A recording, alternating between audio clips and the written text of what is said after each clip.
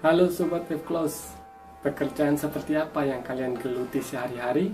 Sektor publik ataukah swasta? Perusahaan skala lokal, nasional, atau bahkan internasional? Posisi kalian sebagai atasan atau sebagai pegawai level dasar?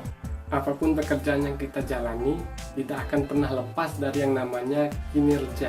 Salah satu elemen dasar dari kinerja yang baik adalah konsistensi. Nah, permasalahannya kinerja kita tidak selalu dalam kadar yang ideal. Benar nggak sih? Lantas bagaimana cara untuk menemukan faktor penyebab menurunnya produktivitas dalam kinerja? Serta apa saja tips jitu untuk meningkatkannya secara drastis? Yuk tonton sampai habis.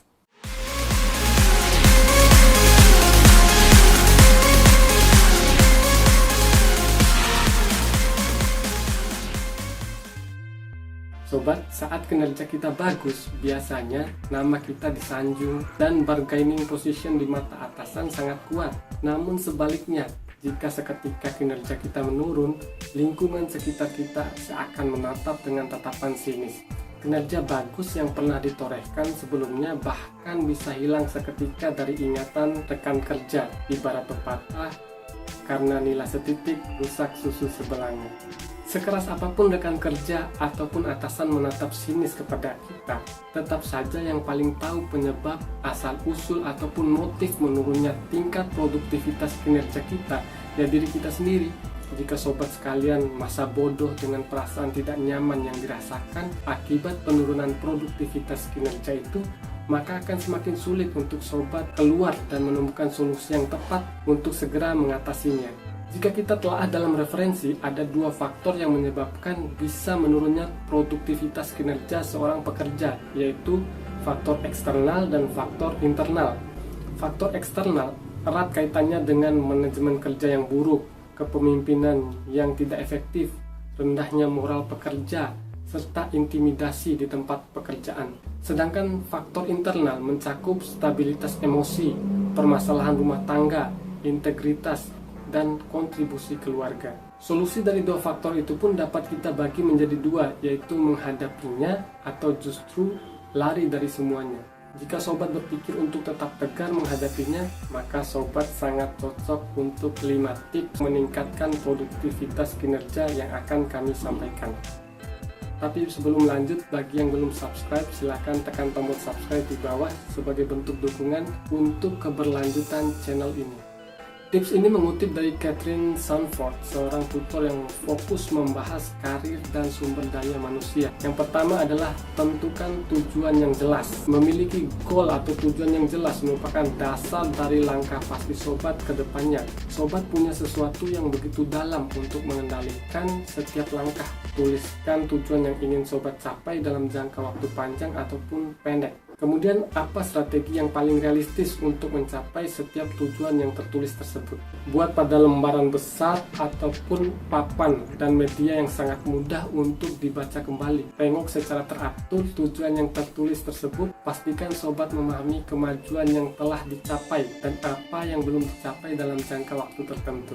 Tips kedua adalah persiapkan semuanya semalam sebelumnya. Apapun yang akan sobat hadapi besok paginya, usahakan konsisten untuk menyiapkan segala sesuatunya di malam sebelumnya. Pelajari kemungkinan-kemungkinan yang akan terjadi. Itu akan membuat sobat cenderung akan siap dalam menghadapi hal-hal yang akan terjadi.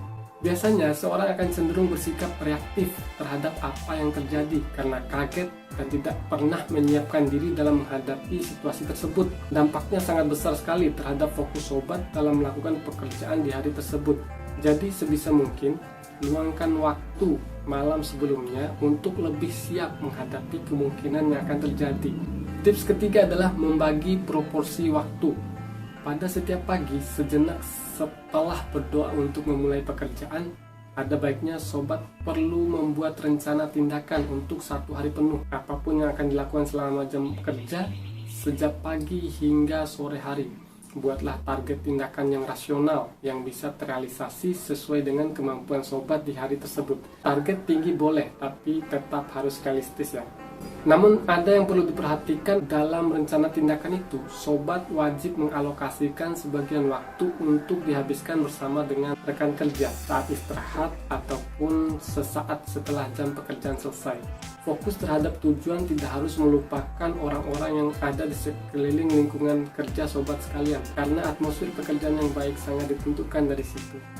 Tips keempat adalah lepaskan diri dari zona nyaman. Otak bawah sadar merekam kondisi di mana posisi kita nyaman, sehingga apabila kita ingin beranjak dari suatu kondisi nyaman kita itu, otak bawah sadar akan mulai berontak. Kerahkan semua usaha setinggi mungkin untuk berpikir bersama dengan rekan kerja tentang bagaimana cara untuk meningkatkan produktivitas kinerja secara kolektif. Teladani dengan baik perilaku yang menunjukkan diri kita memang sebagai orang yang berkinerja tinggi di lingkungan tempat kerja kita.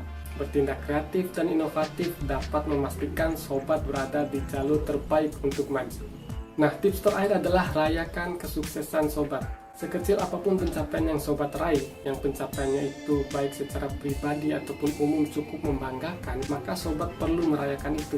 Perayaan tidak harus bermakna mewah, bisa saja dalam bentuk syukuran sederhana. Lakukan itu secara teratur untuk menjaga penghargaan terhadap usaha diri, sekaligus menjaga momentum kesuksesan untuk meningkatkan motivasi di level selanjutnya di masa depan. Nah, itulah 5 tips yang dapat meningkatkan produktivitas kinerja secara drastis bagi sobat yang benar-benar ingin meraihnya. Intinya, tidak ada cara instan dalam memperbaiki etos kerja. Semua perlu ditata mulai dari lubuk hati paling dalam. Seorang yang berkinerja tinggi, dia terfokus, memiliki rencana tindakan yang jelas, dan tahu apa yang perlu dia lakukan dan bagaimana dia harus melakukan itu. Seorang yang berkinerja tinggi memiliki hubungan kerja yang hebat, komunikator yang baik, dan bekerja secara efisien. Jika kalian suka dengan video ini, klik like dan share ke akun media sosial kalian masing-masing. Bantu channel F-Class untuk terus berkembang dengan menekan tombol subscribe. Dan nyalakan tombol loncengnya agar kalian selalu dapat notifikasi jika ada video baru dari kami. Sebagai informasi, video baru tayang setiap Senin dan Kamis ya. Dan jangan ucapkan selamat tinggal, karena pastikan sobat selalu jadi langganan setia di channel kami. Sampai jumpa lagi.